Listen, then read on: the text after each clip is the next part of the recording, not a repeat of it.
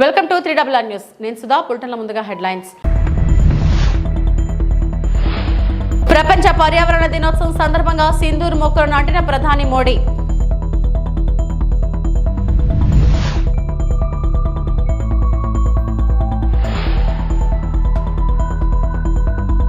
ADCL park లో మొక్కలు నాటిన ఏపీ సీఎం మరియు డిప్యూటీ సీఎం.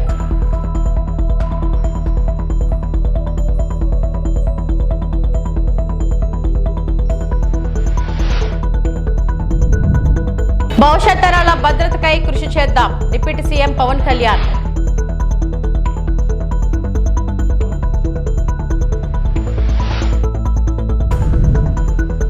రాష్ట్రంలో వెన్నుపోటు దినం విజయవంతం. సజ్జల రామకృష్ణారెడ్డి.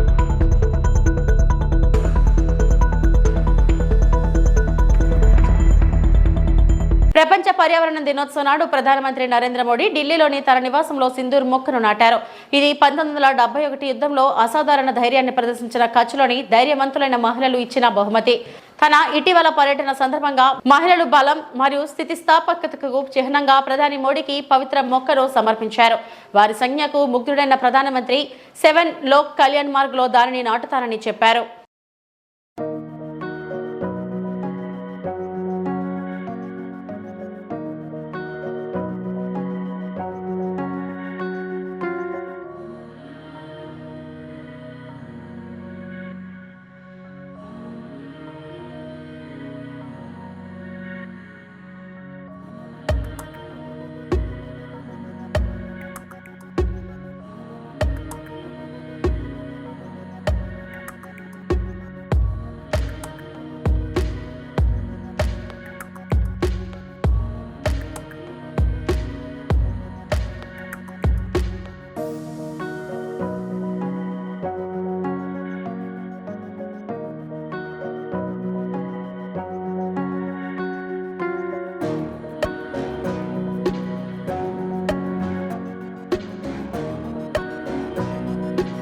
అయోధ్య ప్రపంచంలోకెల్లా ధనికుడైన ఎలాన్ మాస్క్ తండ్రి ఎరల్ మాస్క్ బుధవారం అయోధ్య రామాలయాన్ని సందర్శించారు. రామాలయ సందర్శన తనకు అద్భుతమైన అనుభూతిని ఇచ్చిందని, తాను ఇప్పటి వరకు చేసిన మంచి పనుల్లో ఆలయ సందర్శన ఒకటని ఆయన ఈ సందర్భంగా అన్నారు. తదనంతరం ఆయన ఇక్కడి హనుమాన్ గుడి ఆలయంలోని ప్రార్థనలు జరిపారు. ఆలయ నిర్మాణం పూర్తయ్యేదాకా ఆగలేకపోయారు. ఈ ఆలయం ప్రపంచ వింతల్లో ఒకటి కాబోతుందని ఆయన అన్నారు. భారత్లో నాకు గొప్ప అనుభవాలు ఎదురయ్యాయి. సరూ టెక్ తో కలిసి పనిచేసేందుకు భారత్ కు వచ్చాను అని చెప్పారు.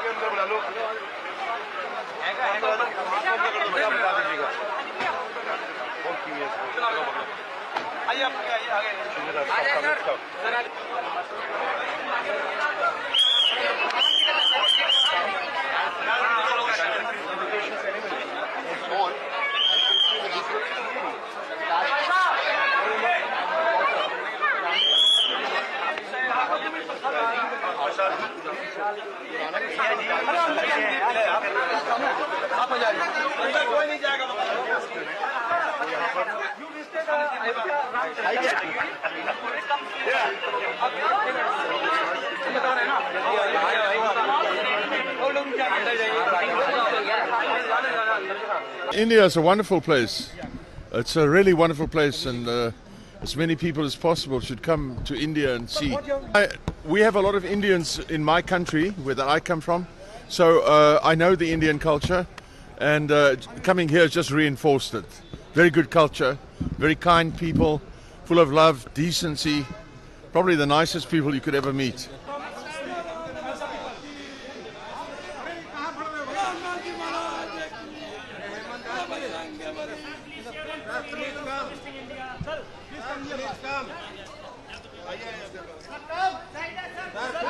ప్రపంచ పర్యావరణ దినోత్సవం సందర్భంగా రాజధాని అమరావతిలోని అనంతపురంలో ఏడీసీఎల్ పార్క్ లో వన మహోత్సవం జరుగుతుంది. కార్యక్రమంలో ముఖ్యమంత్రి చంద్రబాబు, ఉప ముఖ్యమంత్రి పవన్ కళ్యాణ్ పాల్గొన్నారు. సీఎం, డిప్యూటీ సీఎం అధికారులతో కలిసి మొక్కలు నాటి నీళ్లు పోశారు. అనంతరం పర్యావరణ పరిరక్షణపై కాలుష్య నియంత్రణ మండలి ఏర్పాటు చేసి స్టాళ్లను పరిశీలించారు. ప్లాస్టిక్ రీసైక్లింగ్ కు తీసుకుంటున్న చర్యలను PCB chairman Krishnaiah CM, deputy సీఎంకు వివరించారు. రీసైక్లింగ్ అంశంలో శాఖల మధ్య సమన్వయం అవసరమని చంద్రబాబు సూచించారు. రీసైక్లింగ్ పై ప్రత్యేక పాలసీ తీసుకురావాలని ఆదేశించారు. ప్రతి 15 రోజులకు ఒకసారి రీసైక్లింగ్ విధానంపై నివేదించాలని ఆదేశించారు. రీసైక్లింగ్ పై 3 ప్రాంతాల్లో ఎగ్జిబిషన్లు పెట్టాలని సూచించారు. మొబైల్ వాహనం ద్వారా కళాశాల విద్యార్థులకు అవగాహన కల్పించాలని నిర్దేశించారు. Recycling products, sir. He is a PhD from IIT Kurnool. చెప్పయ్య. Sir DSc scholar in IITM Kurnool sir. యాక్చువల్గా ఇది మామూలుగా మనం టీవీలో, సెల్ ఫోన్స్లో యూస్ చేసే పీసీబీ బోర్డ్ సార్. సో ఇది దీని లైఫ్ టైం అయిపోయిన తర్వాత దీన్ని రీసైకిల్ చేసినా సరే మనకి హార్మ్ఫుల్ సబ్స్టెన్సెస్ వస్తాయి. సో దీన్ని రీప్లేస్మెంట్ చేయడం కోసమని మేము సిజిల్, జూట్, బనానా ఫైబర్స్తో ఈ పీసీబీ బోర్డ్స్ తయారు చేస్తున్నాం సార్. సో దీన్ని కమర్షియల్గా మనం ఇప్పుడు ఆల్రెడీ లైట్ కింద కూడా మేము కన్వర్ట్ చేస్తాం సార్. సో ఇది డైరెక్ట్ 220 volts బల్బు మనం ఇంట్లో కూడా లైట్ పెట్టుకోవచ్చు సార్. సో దానికి ఈ ప్రాసెస్ మొత్తానికి మాకు 2 పేటెంట్స్ వచ్చినాయి సార్ గవర్నమెంట్ ఆఫ్ ఇండియా నుంచి. 2 times మమ్మల్ని యూఎస్ పిలిచి యూఎస్లో కూడా ఈ టెక్నాలజీ గురించి మేము ఎక్స్ప్లెనేషన్ ఇచ్చాం సార్. సో ప్రజెంట్ ఇది ఇంకా R&D ప్రాసెస్లో ఉంది. మేము స్టార్ట్అప్ పెట్టి అంటే ఇండస్ట్రీ గ్రీన్ కో కంపెనీ వాళ్ళు ఇండస్ట్రీని ప్రమోట్ చేస్తున్నారా, దీన్ని అడాప్ట్ చేసుకోవడానికి మద్దతు పెట్టుకున్నారు, టైం పెట్టుకున్నారు ఏం చేస్తారు సార్. ఇది హ్యూమన్ సెన్సార్ సార్. అంటే ఈ సెన్సార్ని మనం ఇంట్లో పెట్టుకున్నప్పుడు నార్మల్గా మనిషి క్రాస్ అయినప్పుడు లైట్ ఆటోమేటిక్గా ఆన్ అయ్యి ఆఫ్ అవుతుంది. సో ఇదేమో LED బల్బు సార్. సో బేసిక్గా ఈ మెటీరియల్ అనేది మనకి నార్మల్ పీసీబీ బోర్డ్ ఉంటుంది సార్. ఇది వేస్ట్ అయిపోయిన తర్వాత ఈ వేస్ట్ కింద అయిపోతుంది సార్. సో 80% ఆఫ్ ద ఈ వేస్ట్ ఈ ఎలక్ట్రానిక్స్ కాంపోనెంట్ తీసేయంగా బోర్డ్ ఒకటే ఈ వేస్ట్. సో దాన్ని రీప్లేస్మెంట్ చేయడం కోసం అని చెప్పి మేము ఈ బోర్డ్ని డిఫరెంట్ ఎలిమెంట్స్తో మేము తయారు చేసాం. సో ఇవన్నిటికి మాకు ఇది బీరకాయ తొక్కు సార్. ఇది బనానా ఫైబర్ నుంచి తీసుకుంది సార్. ఇది జూట్ ఫైబర్, ఇది సిజిల్ ఫైబర్. సో ఇది ఈ 3 మిక్సింగ్గా ఇండివిజువల్గా చేసాం సార్. తర్వాత ఈ 3 మిక్సింగ్ కూడా చేసాం సార్. సో ఇది బనానా ఫైబర్. ఇది ఏది ఇంపాక్ట్ ఎక్కువ వచ్చింది? Impact is banana sir. బనానాకి ఎక్కువ ఇంపాక్ట్ వచ్చింది సార్. సో ప్రోరేటా ప్రకారం మిక్స్ చేశారా? వాట్ ఇది పర్సెంటేజ్ బనానా? వచ్చే ఏడాది ఇదే రోజు 1 కోటి మొక్కలు నాటాలని సంకల్పం పెట్టుకున్నామన్నారు AP deputy CM Pawan Kalyan. Amaravati రాజధాని ప్రాంతం అనంతపురంలో ప్రపంచ పర్యావరణ దినోత్సవం వన మహోత్సవం కార్యక్రమం ప్రారంభమైంది.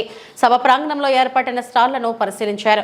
CM Chandrababu, deputy CM Pawan Kalyan, కొంతమంది మంత్రులు, అధికారులు కూడా స్టాళ్లు పరిశీలించారు. స్టాల్స్ వివరాలు అడిగి తెలుసుకున్నారు.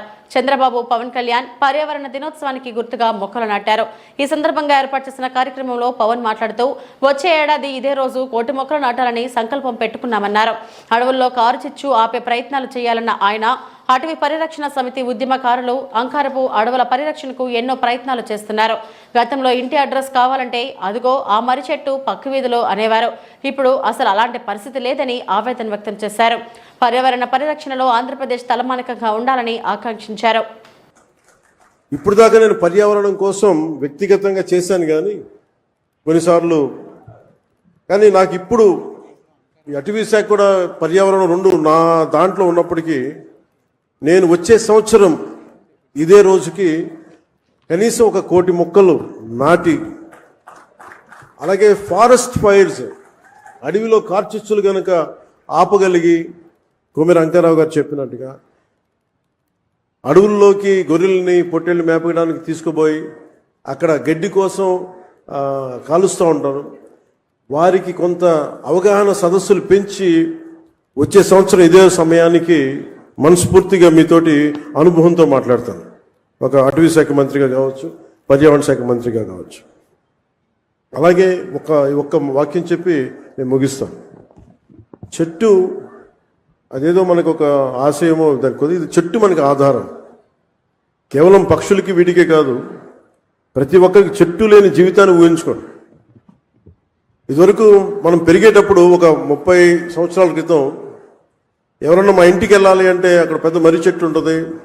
ఆ మర్రి చెట్టు నుంచి కుడి చేతిలోకి వెళ్తే ఈ దారి ఉంటుంది. ఎవరిని ఇల్లు ఫ్రెండ్ ఇల్లు తెలియాలంటే ఎలారా మీ ఇంటికి రావడం అంటే మా ఇంటి ముందు గోరింటాకు చెట్టు ఉంటుంది.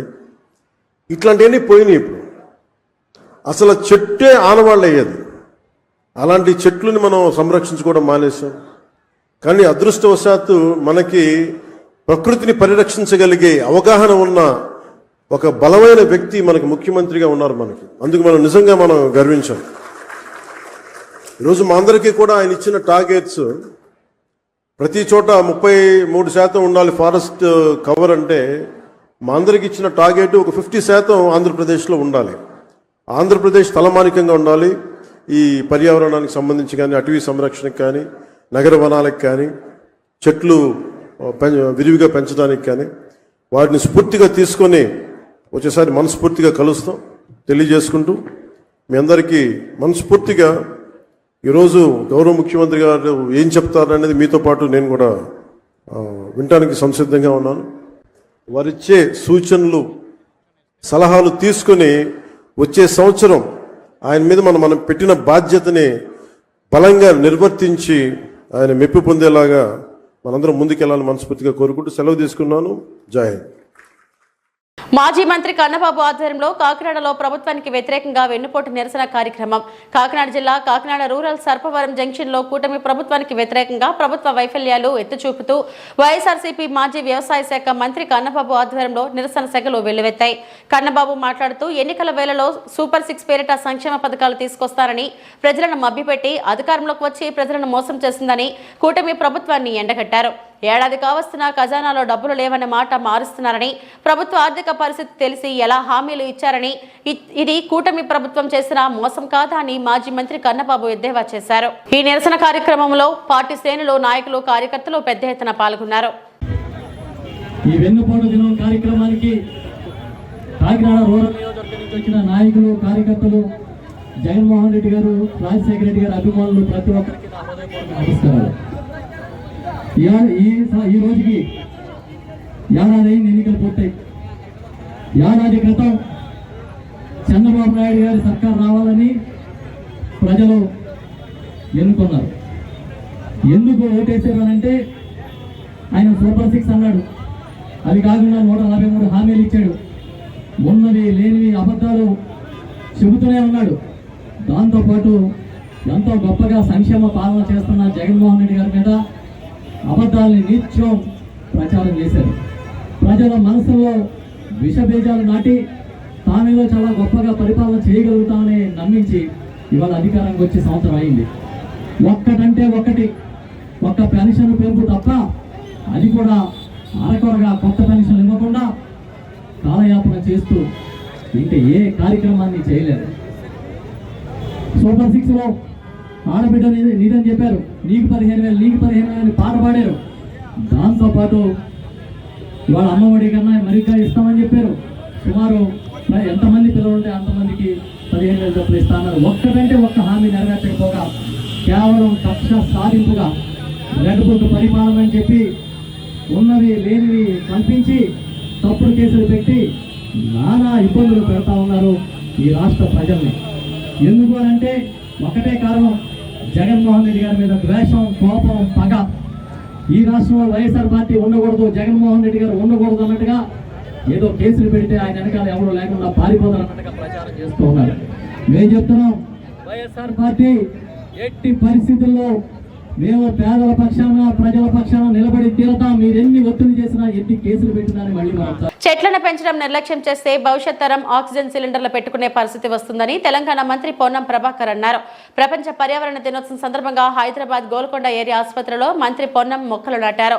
కాలుష్యాన్ని నియంత్రణ చేసుకోకపోవడం వల్ల అనేక రకాల వ్యాధులు వస్తున్నాయన్నారు. ప్రతి ఒక్కరూ మొక్కలు నాటి వాటిని సంరక్షించాలని తెలంగాణ మంత్రి పొన్నం ప్రభాకర్ కోరారు. భవిష్యత్తులో ఆక్సిజన్ మాస్కులు పెట్టుకోను, అది మనిషి ఒకవేళ మనం నిర్లక్ష్యం చేస్తే వచ్చే తరం మనల్ని క్షమించకుండా వాళ్ళ ఆక్సిజన్ వెంబడి పెట్టుకొని తిరిగేటువంటి ఒక పరిస్థితి ఏర్పడుతుంది. కాబట్టి దయచేసి ఇది ఎవరి కొరకో ఏదో రాజకీయం కొరకో.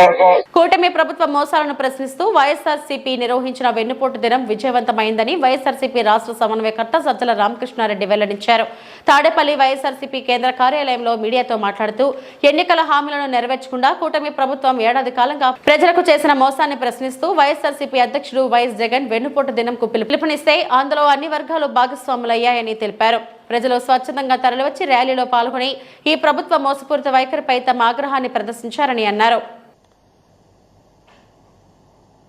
బయటికి పెకలించేశారు జనం అని కనిపించినప్పుడు దాదాపు 2-3 ఏళ్ళు ఆ పార్టీ పరిస్థితి ఏంది, నాయకులు ఎక్కడ ఉండేవాళ్ళు. అలాగే 24లో కోలుకోలేని దెబ్బలాగా కనిపించిన మాకు సెట్ బ్యాక్ ఏదైతే ఎన్నికల్లో వచ్చిందో ఆ వారం తిరక్కముందే అప్పటి నుంచి ప్రజల్లో మమేకమై ఒక ప్రతిపక్షంగా, బాధ్యతాయుతమైన ప్రతిపక్షంగా వైఎస్ఆర్సీపీ ఎలా వ్యవహరించింది, ఇది దేనికి నిదర్శనం. నేను ఎందుకు అడుగుతున్నా అంటే కాంట్రాస్ట్ క్లియర్గా కనపడుతుంది. అధికారంలో ఉండడము, ప్రతిపక్షంలో కూర్చోవడము రాజకీయ పార్టీలకు సర్వసాధారణం. ఎల్లకాలం ఎవరూ ఉండలేరు, ఉండాలని కోరుకోవడం కూడా కరెక్ట్ కూడా కాదు. ఈ రెండు కలిస్తేనే ప్రజాస్వామ్యంలో ఒక సంపూర్ణత వస్తుంది, దానికి సర్కిల్ పూర్తి అవుతుంది.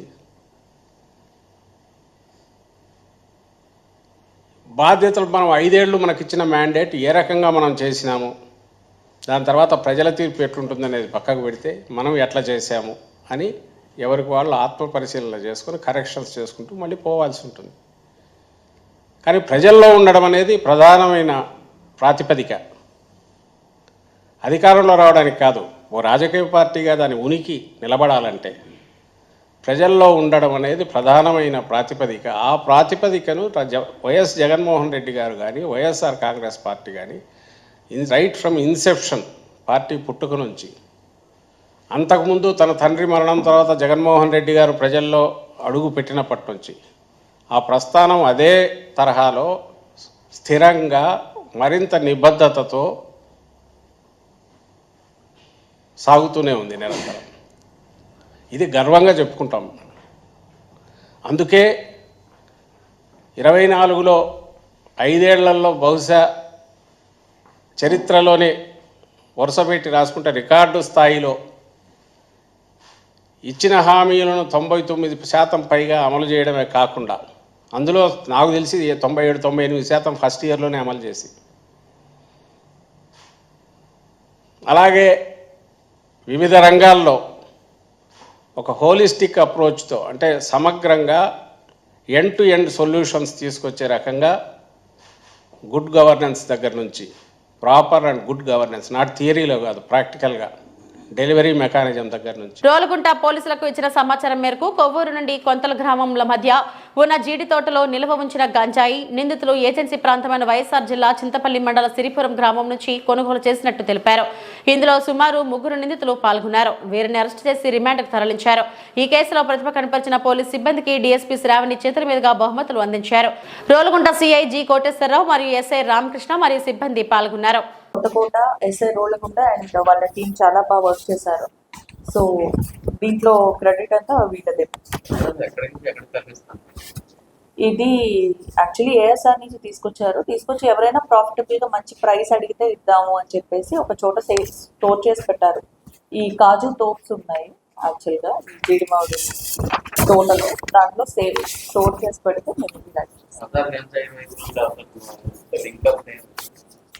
ఇంకేమీ లేదు, లింక్స్ ఏమీ లేవు. యాక్చువల్లీ వీళ్ళు కూడా ఏమన్నా మంచి రేట్ వస్తే అమ్ముదామని తెచ్చుకుని పెట్టుకుంటే మనకి ఇన్ఫర్మేషన్ వచ్చింది, వెళ్ళి రైడ్ చేసి యాక్చువల్లీ అరౌండ్ 330 hours ఒక 80 kgs based on it tip దొరకడం జరిగింది.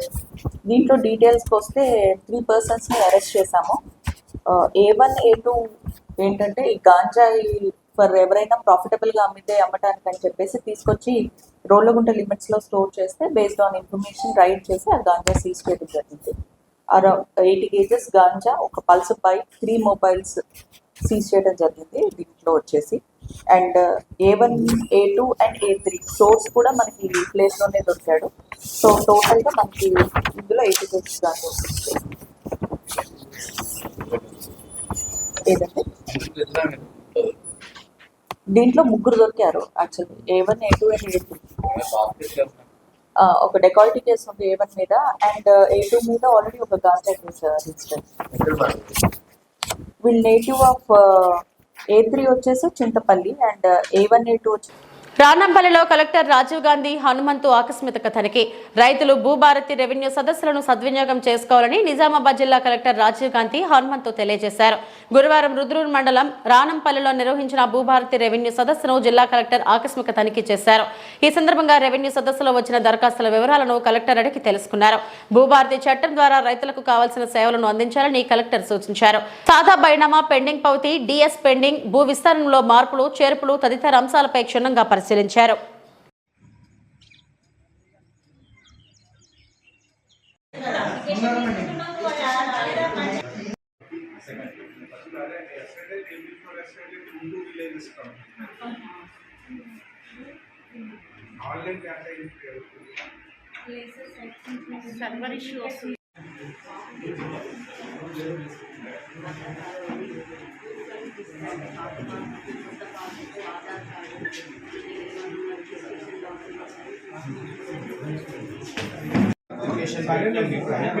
ఇప్పుడు మళ్ళీ ఫ్రెష్గా ఛాన్స్ ఇది చేసి పోయినాము